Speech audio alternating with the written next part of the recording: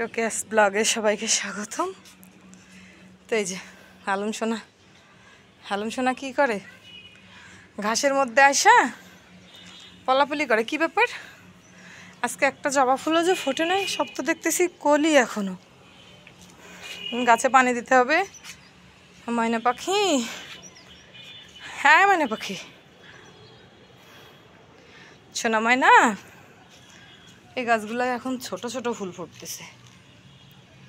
আজকে এগুলো ফুটেনি, পানি দেওয়া লাগবে সব গাছে। আসো না, কি খুঁজতেছিস ওইভাবে? হ্যাঁ, এ জায়গা কি কি ও জায়গা কি কি ও জায়গা কি?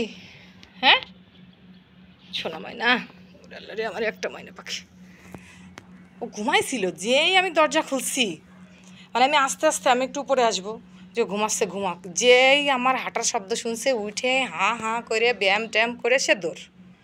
ঠিক আছে, ওখানে কি না কি শুকু শুকু করে বেড়াচ্ছে দুষ্টু ছেলে।